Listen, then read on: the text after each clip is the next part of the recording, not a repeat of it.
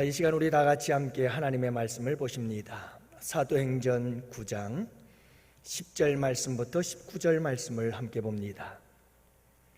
사도행전 9장 10절 말씀서부터 19절 말씀을 함께 보십니다. 우리 함께 교독하십니다.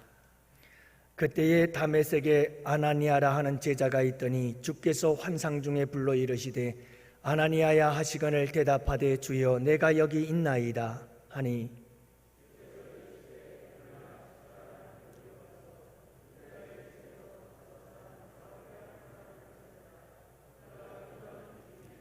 그가 아나니아라 하는 사람이 들어와서 자기에게 안수하여 다시 보게 하는 것을 보았느니라 하시거늘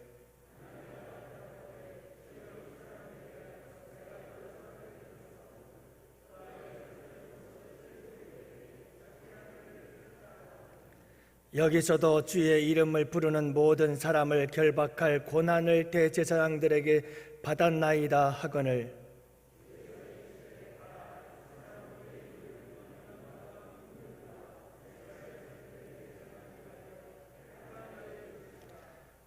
그가 내 이름을 위하여 얼마나 고난을 받아야 할 것을 내가 그에게 보이리라 하시니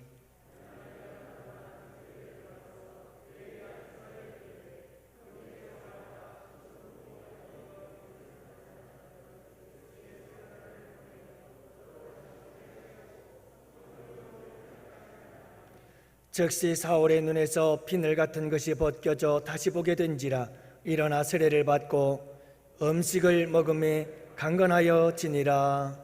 아멘.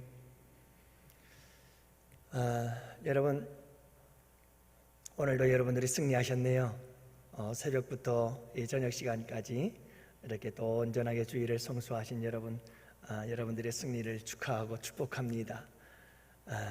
오늘 우리 주님께서 주신 은혜를 따라서 여러분들이 한 주간도 또 한 달간도 승리하시기를 바라고요. 그리고 이사야 43장 21절 말씀입니다. 이 백성은 내가 나를 위하여 지었나니 나의 찬송을 부르게 하려 함이니라. 우리 주님께서 우리를 지으신 목적 중에 하나는 우리를 찬송을 부르게 하시려고 우리를 부르셨습니다. 그래서 여러분 주일날 저녁에는 좀 일찍들 나오셔서 우리 찬양단들과 함께 기쁨으로 정말 잔치와 축제의 그런 시간을 우리 주님께서 기쁘게 받으십니다. 우리 모두 다 같이 우리 복권사님 기도처럼 정말 찬양이 차고 넘치는 아름다운 성전에서 아름다운 찬양이 막 울려 퍼지는 그런 우리 양원교회가 되기를 바랍니다. 저에게 얼마 전에 우리 새가족부의 새가족이 한 분 오셨습니다. 우리 새가족부 한 분이 오셨는데 그분과 함께 또 하나의 걱정거리가 생겼어요. 그게 뭐냐 하면 그 남편 되시는 분이 우리나라 프로축구 성남FC 코치이시거든요. 그래서 이 성남이 경기에서 이겨야 되잖아요. 그래가지고 그냥 얼마나 걱정이 되는지 전에는 잘 이렇게 찾아보지도 않았는데 이제는 그냥 수시로 손이 가요. 다음에 들어가서 스포츠란에 들어가가지고 국내 축구 눌러가지고 일정표를 보고 성남이 어느 날 경기를 하나 관심을 갖고 그런데 어저께 저녁 때 7시에 수원하고 성남이 경기를 했는데 그래 그냥 2대3으로 지고 말았잖아요. 이거 얼마나 속상한지. 그래서 우리 김송원 자매님이 오늘 예배를 못 나왔어요. 이게 남편이 경기를 이겨야 기분이 좋아서 여보 교회 가 막 이래 주는데 말이죠. 이게 경기에 지면 얼마나 스트레스를 받겠어요. 우리나라 K리그가 12팀이거든요. 1부 리그가. 근데 그 중에서 지금 성남이 10위예요. 10위. 1.5팀이 2부 리그로 강등이 되거든요. 1부 리그에서 2부 리그로 떨어져요. 1.5팀이. 그러니까 이게 성남이 10위라고 하는 것은 까딱까딱 하는 거예요. 지금 이게 참 2부 리그로 떨어지면 안 되거든요. 여러분 김남일 감독이 이끌고 있는 성남 FC거든요. 그런데 이렇게 강등을 하지 않는 것도 좋고, 그리고 리그에서 우승하는 것도 좋고 다 좋습니다만은 선수들에게 가장 첫 번째 목표가 있어요. 여러분, 선수들에게 가장 첫 번째 목표가 뭐냐면 주전 선수가 되는 거예요. 경기에마다 나아가서 뛰는 선수가 되는 거죠. 여러분, 11명의 선수가 경기장에 나가서 뛰는데 사실 선수는 한 30명 정도 되거든요. 그러면 나머지 사람들은 벤치에 앉아 있어요. 근데 더 서글픈 일은 무슨 일이냐면 리그가 끝날 때까지, 시작부터 끝까지 한 번도 경기장에 나가보지 못하는 사람도 있다는 거예요. 그건 얼마나 프로 선수로서 자존심이 상하는 일인지 모르고요. 그래서 이 프로 선수들은요, 경기장에 주전으로 나가기 위해서 얼마나 열심히 하는지 몰라요. 연습할 때도 열심히 하죠. 왜요? 감독에게 눈이 딱 들어서 저 녀석 컨디션 좋네, 많이 실력이 좋아졌어, 내가 경기 한번 내보내야지, 이 생각을 갖게 만들기 위해서 얼마나 힘쓰고 애쓰고 노력하는지 몰라요. 여러분, 선수라면 그라운드에 나가서 뛰어야죠. 그게 최고입니다. 아니, 선수면 뭐예요? 뛰지를 않는데, 뛸 수가 없는데, 뛸 기회가 없는데. 프로들은 다 돈이거든요. 근데 여러분, 선수를 스카우트할 때 연봉 계약도 하지만 연봉 계약이 적어요. 우리나라는. 그나마 어디에서 돈을 벌 수가 있느냐 하면 옵션 계약들이에요. 그 옵션 계약에는 경기 선수로 출전을 해가지고 운동장에서 경기를 해가지고 이기면 500만 원, 700만 원, 300만 원 보너스가 나와요.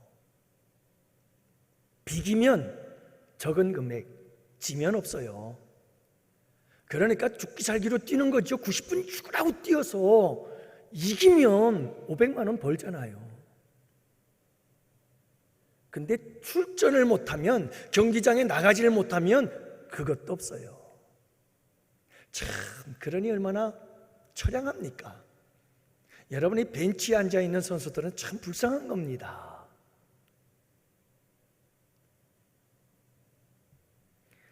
감독에게 마음에 들어서 감독의 전술에 필요한 사람이 되어서 그 감독에 의해서 딱 발탁이 되어서 주전으로 11명 스타팅 멤버가 돼가지고 시작부터 나가가지고 열심히 뛸 수 있는 기회를 얻는 사람, 이 감독에게 쓰임을 받을 수 있는 사람, 이게 정말 선수들에겐 큰 영광인 거예요. 이보다 더 큰 축복이 없는 거죠. 사랑하는 성도 여러분, 오늘 우리 주님께서 사도 바울에게 이렇게 말씀하십니다. 그는 나의 택한 그릇이다. 그는 나의 택한 그릇이다. 우리 주님께서, 감독이신 주님께서 쓰시겠다는 거예요. 주전으로 쓰겠다는 말이에요. 그것도 최고의 포지션, 스트라이크로 쓰겠다는 거죠. 나의 그릇이다. 내가 택했다. 사도 바울을 쓰기로 택했다. 넌 주전이다. 영원한 주전, 최고의 주전. 얼마나 좋아요. 우리 양원교회 성도 여러분, 우리 모두가 다 이렇게 주님이 주전으로 선발할 때 뽑혀지는, 택함받는 멋진 주전들이 되시기를 축복합니다. 그냥 벤치에 앉아서 주구장창 구경만 하고 늘 앉아가지고, 그게 아니고 여러분, 운동장에 뛰어나가 거기서 마음껏 땀을 흘리며 마음껏 내 기술과 능력을 발휘하면서 여러분 뛸 수 있는 그런 주전 선수들이 되어야지요. 사도 바울을 하나님께서 그렇게 부르셨다는 거예요. 나의 택한 그릇이다 라고 부르셨다는 말씀이죠. 복음을 위해서 택했어요. 복음을 위해 살아라. 예수 그리스도를 위해서 살아라. 그 복음을 온 세상에 전하는 자도로 살라고 우리 주님께서 사도 바울을 택하여 부르셨다, 이렇게 말씀하고 있는 겁니다. 그래서 오늘 저는 여러분들과 함께 여러분, 하나님께서 어떤 사람을 택하여 쓰실까라고 하는 것을 이 본문의 말씀을 통해서 함께 살펴보면서 은혜를 나누고자 합니다. 주님께서 왜 사도 바울을 택했을까라고 하는 거죠. 여러분, 먼저 중요한 것은 이 세상 속에서도 그렇습니다. 여러분, 성공하려면, 그리고 어디를 가든 쓰임을 받는 사람이 되려면, 직장에서든 사회에서든 학교에서든 어디에서든 여러분, 내가 정말 멋지게 쓰임을 받으려면 어떻게 해야 될까요?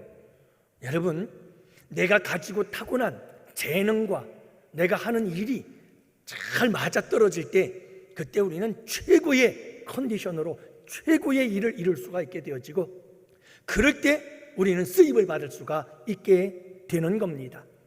그래서 여러분, 우리는 내 재능이 무엇인지, 내 달란트가 무엇인지, 내가 타고난 소질이 무엇인지를 잘 발견할 수 있어야 합니다. 내가 좋아한다고 그게 내가 달란트가 있는 게 아니에요.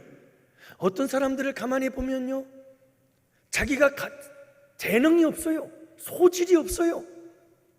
그런데 그게 좋다고 그걸 하겠다고 붙잡고 싸워요. 그러면 그 사람은 어디를 가도 정말 쓰임받기가 쉽지가 않아요. 쓰임을 받으려면 하나님께서 내게 주신 재능이 있어요. 하나님께서 나에게 타고난 그런 소질이 있어요. 그것을 내가 잘 발견하고 그 달란트를 발견해서 그 달란트를 잘 개발해가지고 준비되어 있을 때 하나님께서 우리를 아주 어디를 가서 무엇을 하든지 그 방면에는 쓰임받는 자로 세우게 되는 줄을 믿으시기 바랍니다. 이게 잘 맞아야 되는 거예요. 마찬가지로 여러분, 우리 예수님께서는 우리 예수님을 쓰실 때 우리 예수님께서 우리 안에 생명이 되어서 역사할 때, 그때 그 사람이 우리 주님께 쓰임을 받을 수 있는 사람이 되는 거예요. 그래서 사도 바울이 왜 하나님께 쓰임을 받게 되어졌느냐, 우리 주님이 왜 사도 바울을 쓰시게 되었느냐, 다메섹 사건의 경험이 있었기 때문이에요. 다메섹의 경험, 여러분, 우리가 지난주에도 살펴봤습니다마는 사도 바울이 다메섹을 지나가다가 거기서 부활의 예수님을 만나 예수님 앞에 엎드러지고 말았잖아요. 고꾸라지고 말았잖아요. 여러분, 예수님 앞에 엎드렸다는 것은 우리 예수님의 음성을 들으면서 왜 나를 박해하고 왜 나를 핍박하느냐라고 하시는 이 말씀 속에서 사도 바울은 자기의 죄를 깨닫고 주님 앞에 고꾸라지는 거예요. 여러분, 이 주님 앞에 고꾸라지는 역사가 반드시 있어야 돼요. 하나님 앞에서 내가 죄인이라는 사실을 깨닫고 주님 앞에 엎드러지고 주님 앞에 고꾸라지는 이 경험이 없이는 절대로 하나님 앞에 쓰임받을 수가 없어요. 이 사건, 다메섹 사건을 통해서, 이 거듭남과 회심의 사건을 통해서 우리 안에 예수 그리스도의 생명이 꿈틀거리며 역사하기 시작하는 거거든요. 비로소 그때 우리는 주님 앞에 진정으로 쓰임받을 수 있는 도구가 되고 그릇이 되는 거예요. 여러분, 이 다메섹의 사건은 과거와 현재가 분명하도록 명확하게 갈라놓은 사건이었습니다. 그래서 사도 바울에 보면 이 다메섹 사건을 중심으로 해서 사도 바울의 역사가 딱 갈라져요. 다메섹 사건이 있기 전에 사도 바울, 그리고 다메섹 사건이 있은 다음에 사도 바울. 다메섹 사건은 사도 바울의 과거와 현재를 완전히 분명하게 갈라놓고 말았어요. 그래서 이 다메섹 사건이 중요한 거예요. 여러분, 이와 같은 놀라운 터닝 포인트가 우리에게 반드시 있어야 됩니다. 우리의 회심의 사건이 우리에게 있어야 합니다. 그리고 그것은 진행형이 되어져서 지금도 우리는 끊임없이 어제와 다른 오늘의 나의 모습을 끊임없이 만들어가고 끊임없이 성령님의 역사하심과 더불어서 재창조의 역사를 이루어 가야 합니다. 그러는 사람들이 진정으로 주님 앞에 쓰임을 받을 수 있게 되는 겁니다. 여러분, 세상에서도 보세요. 변화되지 않으면, 끊임없는 자기 개발이 이루어지지 않으면 그 사람은 무한한 퇴보를 이루고 맙니다. 눈 깜짝할 사이에 변하는 이 세상 속에서 끊임없이 내가 공부하고, 끊임없이 내가 연구하고, 끊임없이 내가 연습하고, 내가 변화되어져서 끊임없이 내가 발전해 나가지 않으면 여러분 이 세상에서 도태되고 맙니다. 절대로 살아남을 수가 없어요. 사업도 마찬가지입니다. 여러분 3년 전에 5년 전에 하던 사업 방식 그대로를 계속해서 고집하다가는 여지없이 무너져 버립니다.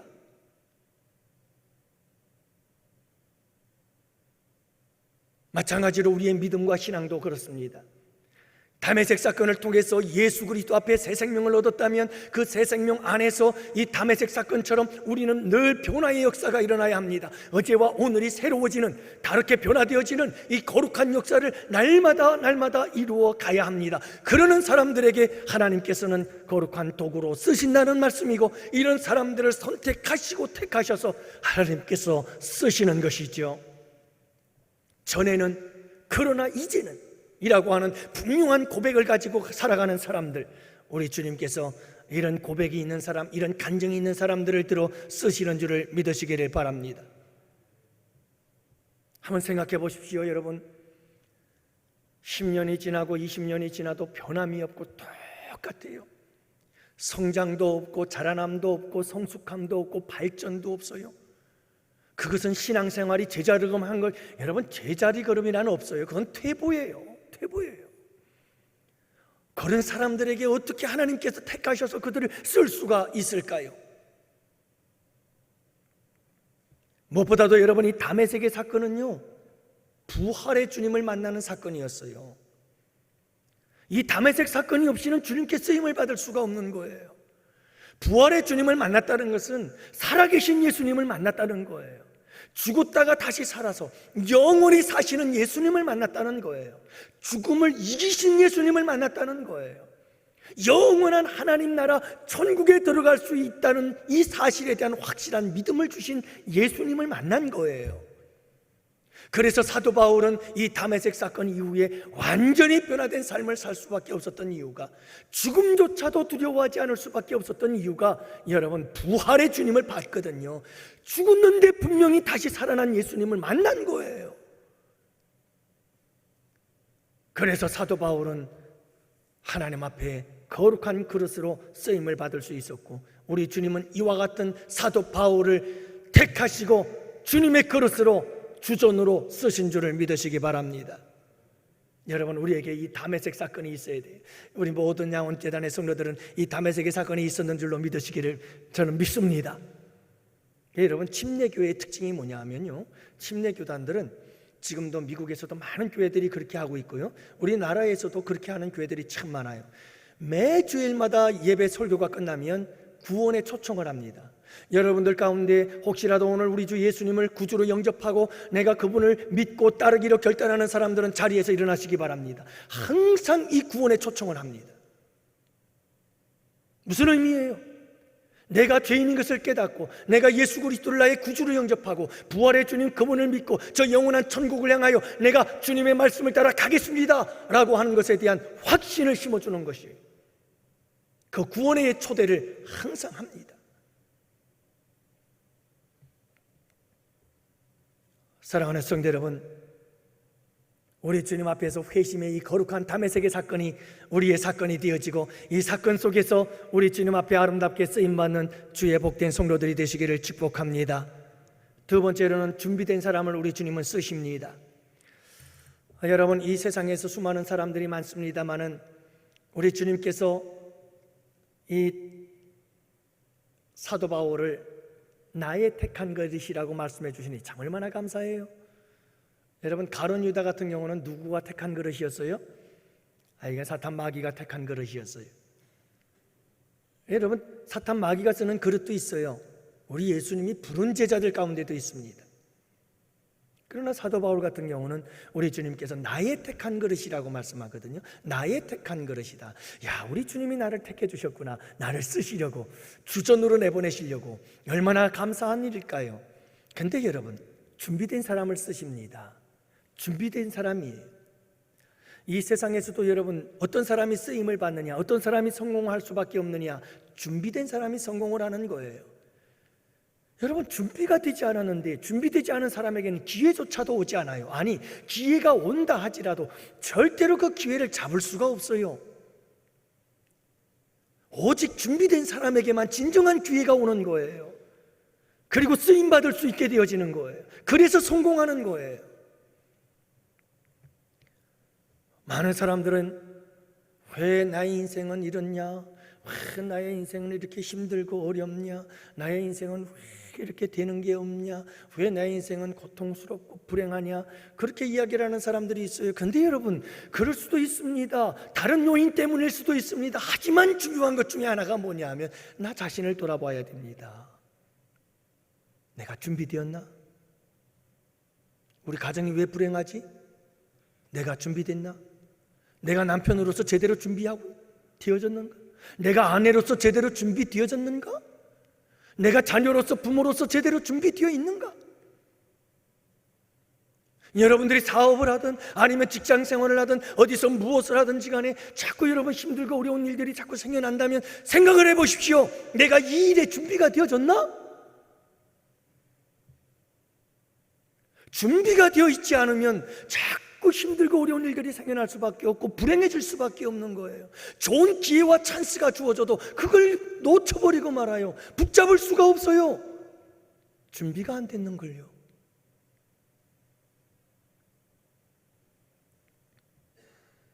사랑하는 성도 여러분, 특별히 우리 다음 세대 여러분들이요, 우리 청년들이요, 준비하는 사람들이 되십시오.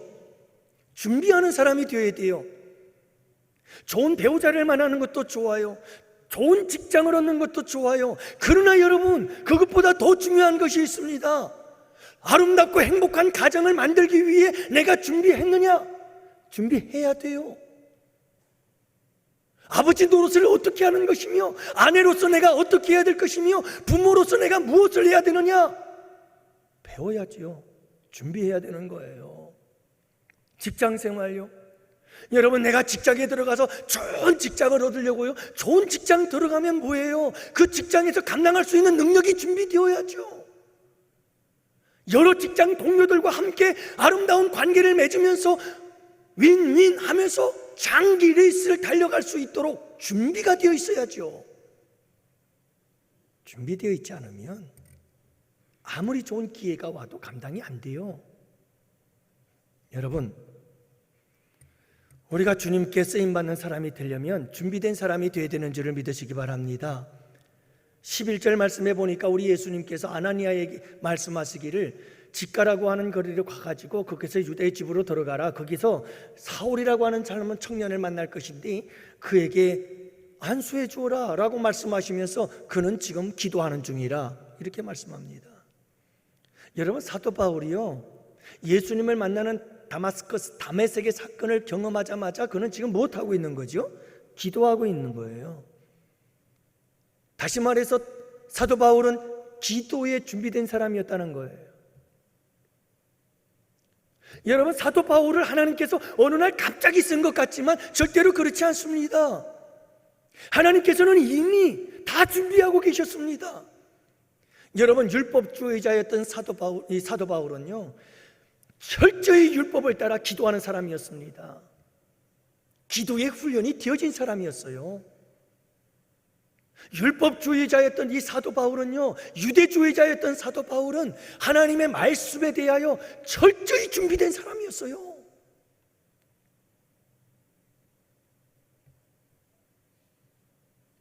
뿐만이 아니라 여러분, 율법주의자들만큼 율법에 대해서 철저히 지키려고 노력하고 애썼던 사람들이 누가 있어요? 그만큼 사도 바울은요, 이미 준비되어져 있었어요. 이미 준비되어져 있었어요. 그 준비되어졌던 사도 바울의 삶의 방향이 잘못되어졌던 거예요. 그런데 하나님께서 다메섹 도상에서 이 사도 바울의 방향을 탁 틀어버린 거예요. 율법주의에 매어 달렸던 그가 하나님 놀라운 은혜 가운데 다메섹에서 예수님을 만나서 방향이 싹 바뀌었었어요. 유턴한 거예요. 돌아선 거예요. 이미 다 준비가 되어졌던 사도 바울은 이제 그 준비된 것을 가지고 예수 그리스도를 위해서 그 모든 것을 쏟아붓기 시작하는 거예요. 참, 우리 하나님의 준비하시면 놀라워요. 하나님의 준비하시면 놀라워요. 사도 바울이 알았을까요? 이렇게 자기가 복음을 위해서, 예수님을 위해서 쓰임받을 줄 몰랐을 거예요. 우리 주님은 그렇게 준비하시는 분이셔요. 사랑하는 성도 여러분, 사도 바울의 선교 전략이 뭔지 아십니까? 사도 바울의 1차, 2차, 3차 선교 여행을 다니면서 선교를 하는데 사도 바울의 선교 전략, 첫 번째 선교 전략이 무엇이냐 하면 어느 지역을 가든 첫 번째로 찾아가는 곳이 회당을 찾아갔습니다. 왜 회당을 찾아갔을까요? 회당에는 유대인들이 있었거든요. 그 유대인들에게 가서 복음을 전하는 것이 가장 쉬웠습니다. 왜냐하면 사도 바울은 율법의 대가였으니까요. 말씀에 대해서 그 누구와도 논쟁에 지지 않습니다. 여러분, 성경 말씀에 대해서 탁월한 지식을 가지고 있었던 거예요. 말씀의 훈련이 철저하게 되어졌던 사람이었어요. 그래서 회당에 가서 유대인을 만나서 유대인들에게 구약의 말씀이 예수 그리스도를 예언하는 것이라는 사실을 조목조목 이야기를 하면서 복음을 전하기 시작하는 거예요. 그래서 유대인들이 돌아오면 그리스도인이 되잖아요. 그래서 유대 그리스도인들을 통해서 그 지역을 복음화시키는 이런 아름다운 전략을 구사할 수 있었던 이유가 준비되어졌기 때문에 그래요. 준비되어졌기 때문에. 여러분, 사도 바울은요, 언어에 탁월한 사람이었어요. 그런 다양한 언어들을 사용했습니다. 헬라어도 사용할 줄 알았고요, 히브리어도 사용할 줄 알았고요. 그래서 헬라인들을 만나면 헬라 사람 이방인들에게도 아주 자유로운 언어를 구사하면서 나름대로 세계 복음화를 위해서 사용되어질 수 있는 그릇으로 준비되어져 있었다는 거예요. 준비되어져 있었어요. 어떤 사람들은 사울이 바울이 되었다, 사울이 바울이 되었다, 우리도 사울이 바울이 되어야 된다, 그런 얘기를 하는데 사실은 사울이 바울이 되었다는 것은 큰 의미는 없어요. 왜냐하면 여러분, 사울이라고 하는 이 단어는 히브리어예요. 그리고 바울이라고 하는 단어는 헬라어거든요. 근데 이 사울을 처음에는 사울 온 본문에도 사울이라는 말을 이야기를 하잖아요. 사울 성경은 기록할 때 처음엔 사울이라고 기록을 하다가 그 다음에 사울 바울 섞어 부르다가 그 다음에 여러분 결정적으로 사도행전 13장 이후를 보면 바울이라는 말만 씁니다. 이게 왜 그러냐 하면 여러분, 히브리식 이름은 히브리인들, 유대인들을 상대로 했을 때 사울이라고 하는 이름을 사용합니다.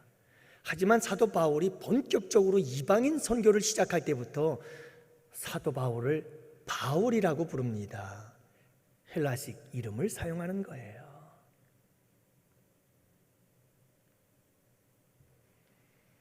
사랑하는 성도 여러분, 이렇게 하나님께서 준비되어진 사람을 쓰시는 거예요. 거기에다가 사도 바울은 뭐까지 준비가 되어져 있었냐면 열정이 있었던 사람이에요.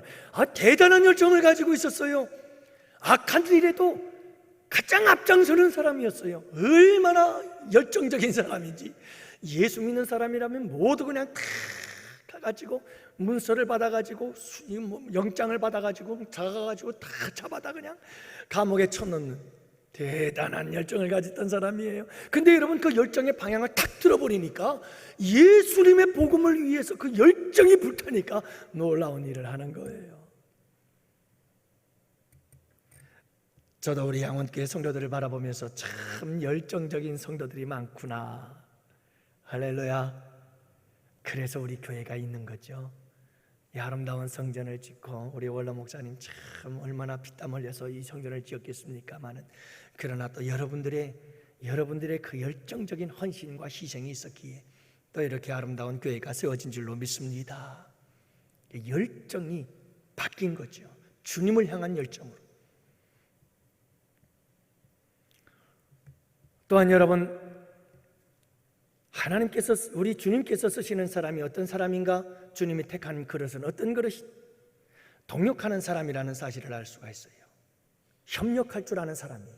협력할 줄 아는 사람. 여러분, 이 세상에서도 쓰임받는 사람들 보십시오. 독불장군 없습니다. 혼자 잘 되는 사람 없습니다. 여러분, 누군가의 도움이 반드시 있어야만 성공할 수가 있고, 누군가의 도움 없이 혼자 성공할 수는 없는 법입니다. 여러분, 정말 우리 주님께서 쓰시는 사람도 마찬가지인 거예요. 협력할 줄 아는 사람이에요. 서로 동력할 줄 아는 사람이에요. 그런 사람을 주님이 쓰시는 거죠. 그래서 우리 주님께서 사도 바울을 보세요. 사도 바울을 여러분 다메섹 도상에서 그의 인생의 방향을 바꾸어 놓으신 우리 주님께서 바로 누구를 보내주시느냐? 아나니아라고 하는 사람을 바로 보내주잖아요. 이 아나니아라고 하는 사람은 어떤 사람이에요? 들을 귀가 있는 사람이었어요. 우리 주님께서 환상 중에 아나니아야 부르니까 내가 여기 있나이다 10절 말씀에 그냥 주님의 음성에 조금도 주저하지 않고 망설이지 않고 바로바로 응답할 수 있는 사람, 참 대단한 사람이에요. 이런 사람을 준비해 놓았다가 사도 바울에게 탁 보내주는 거예요. 순종의 사람이지요. 주님이 아나니아야 내가 여기 있나이다 말씀만 하옵소서. 참 준비된 사람이에요. 순종이 준비되어진 사람이죠. 여러분, 이 순종을 위해서 아나니아는 자기 생각을 다 내려놓아요. 다 내려놓습니다. 무엇까지도 내려놓는 줄 아세요? 팩트, 사실까지 다 내려놓았습니다. 무슨 사실인 줄 아세요? 우리 성경 읽었잖아요. 우리 예수님께서요, 이 아나니아 보고 사도 바울을 가서 만나래요. 그러니까 아나니아가 하는 말이 아이고 예수님 무슨 말씀이세요? 그 사울이라고 하는 청년은요, 주의 성도들을 전부 다 잡아다가 위협하고 있는 아주 위험한 인물인데요, 어떻게 그 사람을 만나라고 하십니까? 라고 말하잖아요. 그때 우리 주님께서 말씀하십니다. 그는 나의 택한 그릇이야. 가서 안수하거라. 두말하지 않습니다. 여러분, 아나니아는 달려갑니다. 그대로 행합니다. 무슨 말씀인지 아세요? 아직 아나니아는 사도 바울이라고 하는 사람이 변화되는지 안 변화되는지 전혀 모릅니다. 만나본 적도 없습니다. 듣기에는 분명히 사울이라고 하는 사람은 교회를 핍박하는 사람 가장 우두머리였습니다. 하지만 자기의 모든 생각을 다 내려놓습니다. 무엇까지도요? 그건 사실이었거든요.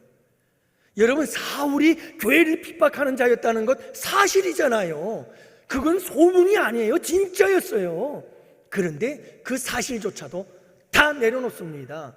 그리고 주님이 가라니까 가는 겁니다. 위험을 무릅쓰고 가는 거죠.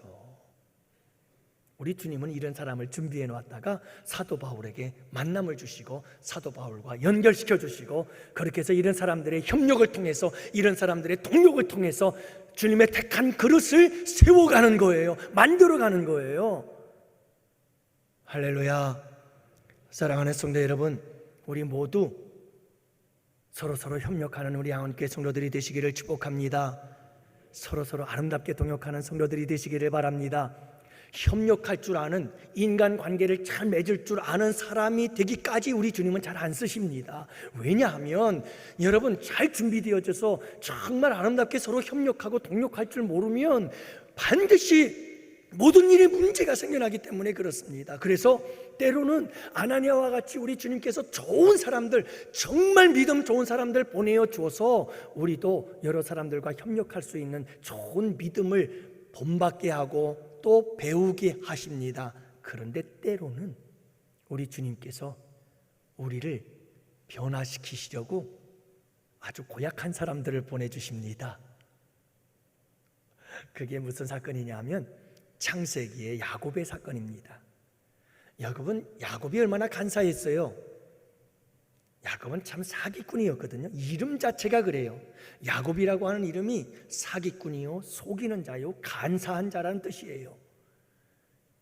그는 그의 이름대로 얼마나 사기를 잘 치고 얼마나 속이고 애서 형을 팥죽한 그릇에 팔아먹고 참 간사하죠. 아버지에게 거짓말까지 해가면서 그렇게 속이는 아주 사기꾼의 기질을 가지고 있었던 사람이었어요. 근데 여러분, 이 야곱을 하나님이 어디로 보내주는지 아세요? 외삼촌 라반네 집으로 보내네요. 근데 이 외삼촌 라반네 집엔 누가 떡하니 버티고 계셨어요? 외삼촌 라반이 기다리고 있었죠. 이 외삼촌 라반은요, 사기꾼이요 간사한 야곱보다 더 탁월한 사기꾼이었어요.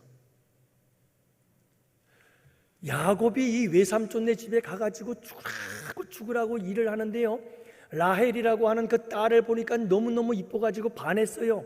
그래가지고 그 딸을 주십시오 그랬더니요, 이 간사한 외삼촌 라반이 그냥 줄 리가 있어요? 너 7년을 봉사해라, 그러면 내가 줄게. 그래서 야곱이가 죽을 둥말둥 열심히 일을 했습니다. 7년을요 낮에는 더위를 무릅쓰고 밤에는 추위를 당하면 눈 붙일 겨를도 없이 지내었나이다. 그는 정말 열심히 일을 했어요. 그래서 7년이 되어가지고 라헬을 얻게 되어졌어요. 결혼식이 끝났어요. 그리고 밤이 되어서 잠을 자고 첫날 밤을 자고 일어났더니 세상에 라헬이 아니고 첫째 딸 레아가 옆에 있네. 누가 한 짓이에요? 외삼촌 라반이 한 일이에요. 그러면서 무슨 말을 하느냐? 아니, 얘기하려면 처음부터 그렇게 얘기를 하지. 큰 언니를 남겨놓고 동생부터 결혼시키는 법이 어디 있냐? 그래서 언니를 들여보냈다는 거예요.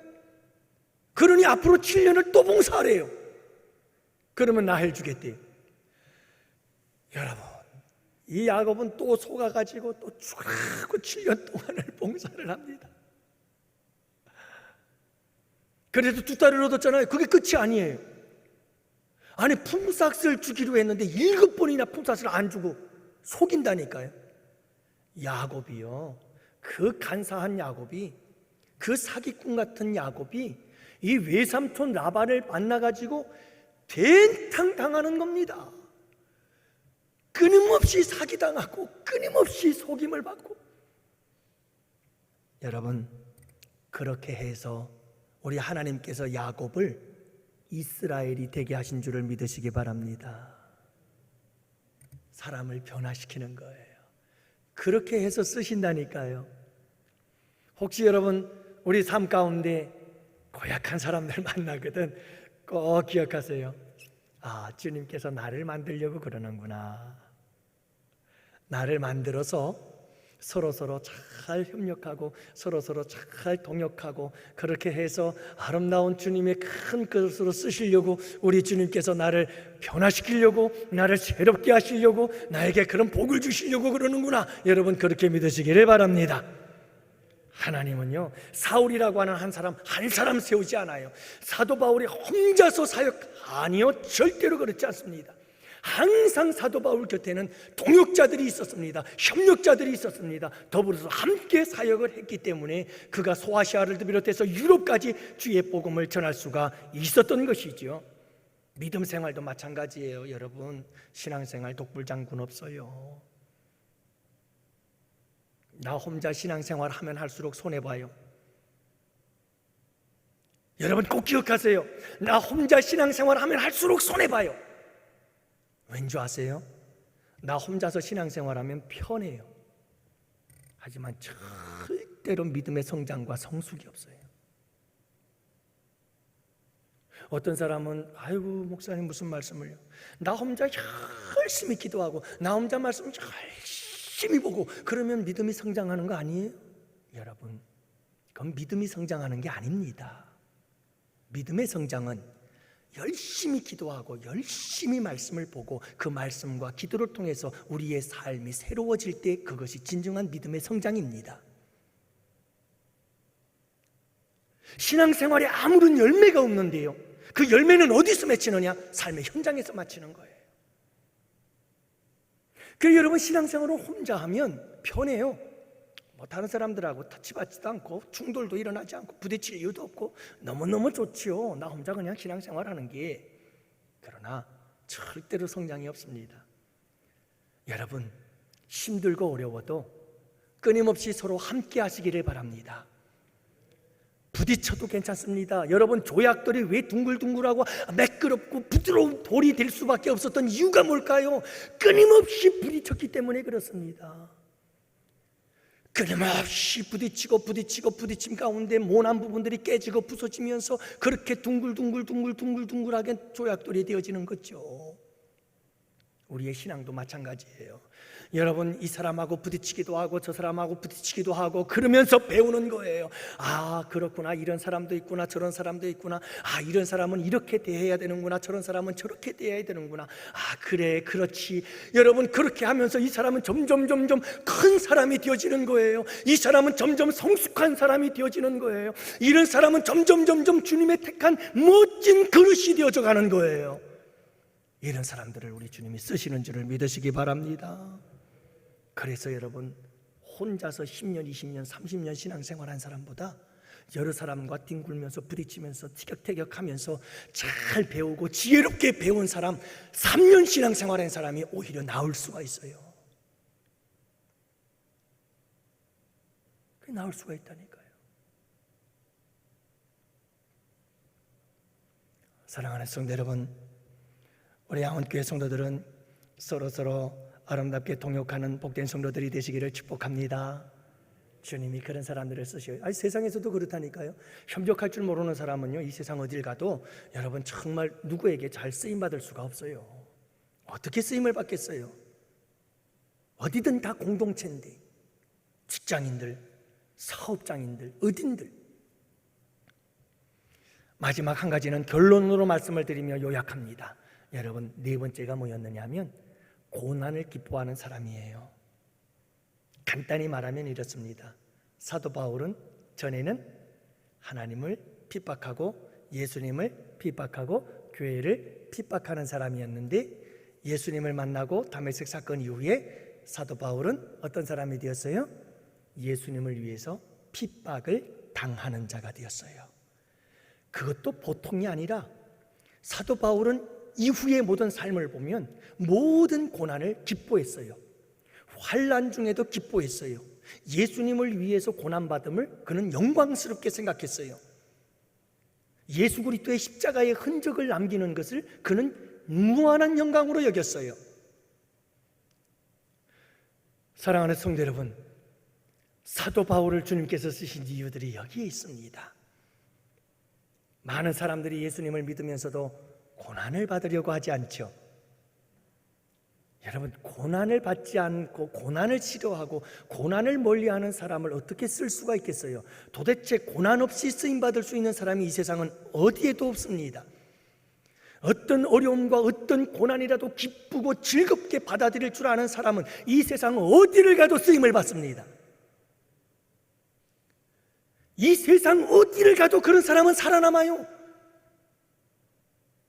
그러나 고난이 싫다고 그저 편안하게 살려고 하는 사람을 이 세상 어디를 가도 쓰는 데가 없어요. 쓰는 데가 없어요.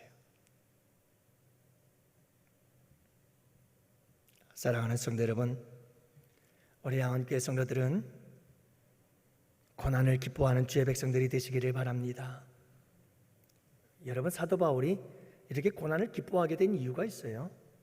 그 이유는 뭐냐면 자기가 얼마나 큰 죄인인지를 다메섹에서 깨달았거든요. 참 나 같은 죄인을 우리 주님께서 구원해 주셨다는 그 은혜가 너무너무 감사한 거예요. 그렇게 교회를 핍박하던 자였던 자기를 예수님께서 부활하신 그 주님이 만나주시고 그릇으로 택하셨다는 것은 놀라운 은혜였죠. 그래서 다윗은 그 사랑을 잊을 수가 없었어요. 그래서 그 사랑에 감격하여 주님, 내가 주님을 그렇게 핍박했습니다. 이제는 그 핍박의 2배, 3배 내가 주님을 위해서 핍박을 당하겠습니다. 빚진 자의 신앙이라고 알잖아요.